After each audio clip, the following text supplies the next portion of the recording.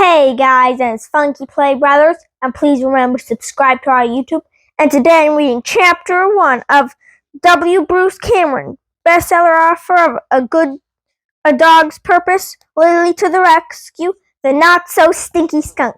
This is the first one of her adventure things, because I didn't get her first book, which was something with Lily, probably her origin story, and now let us read it.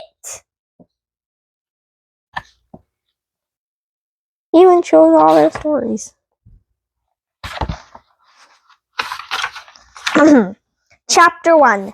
Lily, Maggie Rose said to me. We're going camping, Lily. We're going camping, Lily.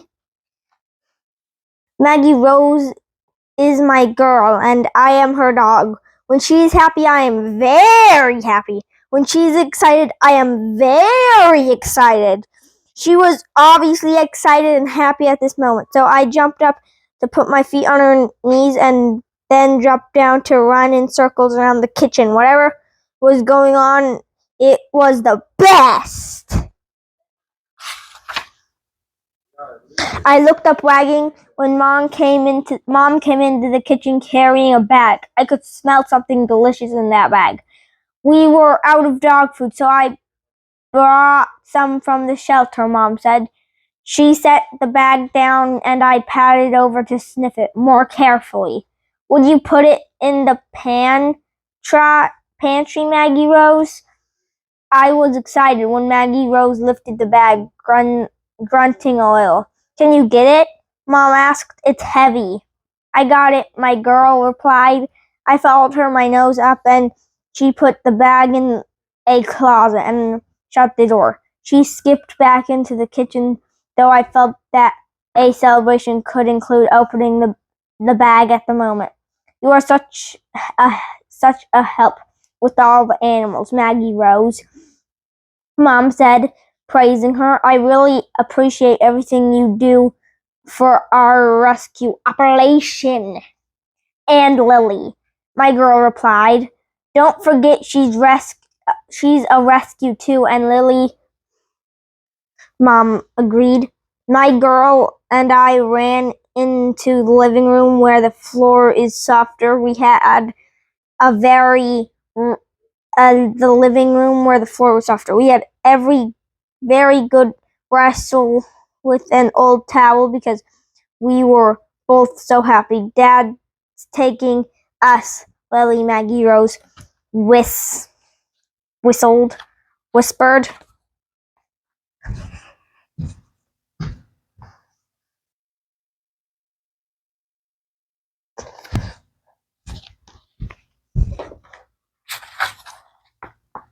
We're going up to the mountains. I never get to spend time with just Dad. I love it when my girl talks to me. I jumped into her lap and licked her ear and under her chin, where she tasted especially delicious.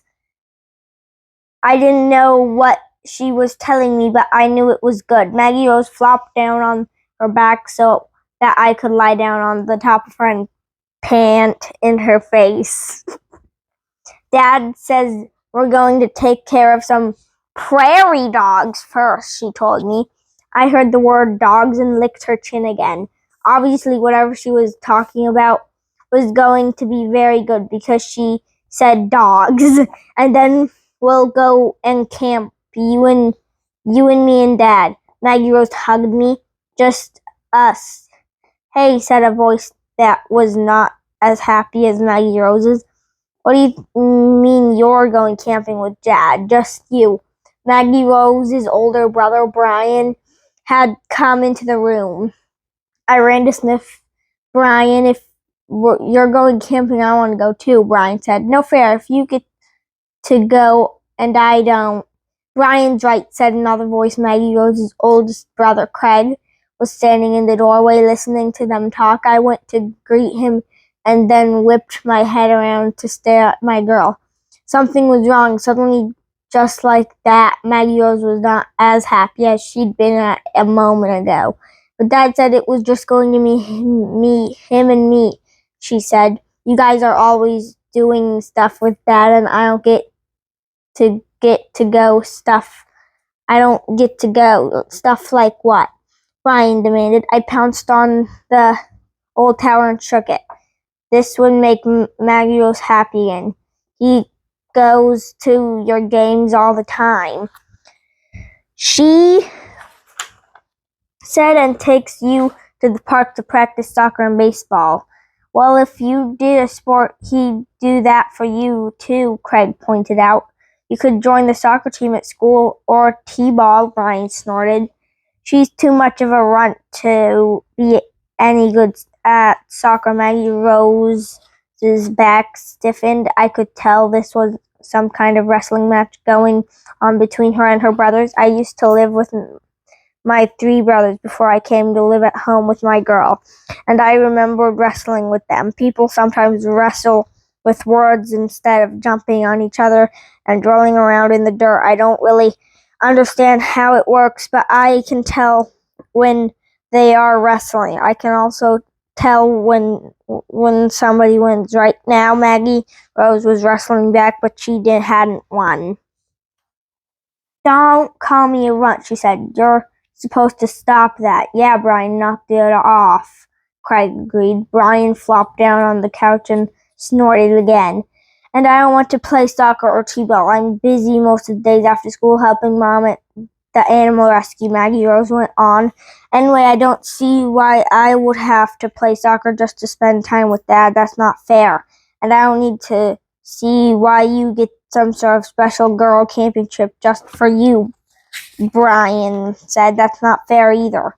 When a dog doesn't understand what people are doing, sometimes the best thing to do is to hunt for treats. Ooh, I jumped up on the couch to sniff at Brian's jeans. I could tell that he'd recently had a peanut butter sandwich in one of his buckets. I pushed my nose as deep into the pocket as I would go. There was no sandwich in there. Now if I kept sniffing, maybe one would appear. Dad, Brian called. Maggie Rose says she's going camping with you. I pulled my head out of Brian's pocket to see Dad join us in the living room. I wagged. Mom followed as well, standing just behind Craig in the doorway. She didn't say anything, probably because she was holding a towel, and I have a towel. It pretty much takes all my conservation. Yes, that's right, Dad agreed.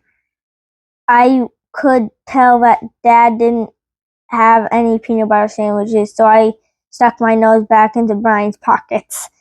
He want to go too, Brian said.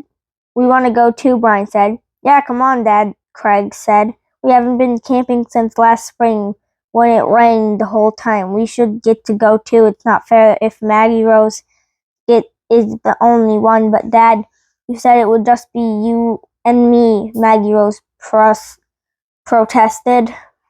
Her voice sounded so worried that I pulled my head out of Brian's pocket. I realized I had let her down to be a good dog. I need to comfort her, especially since no sandwich had shown up in Brian's jeans. Something was really bothering her. I jumped to the floor, the peanut butter scent forgotten. Maggie Rose was sitting with her legs crossed. I leaped into her lap and gazed up into her face.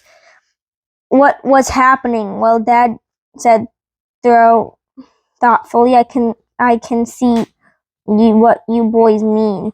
No, my girl moaned. I could see Maggie Rose slump in on herself.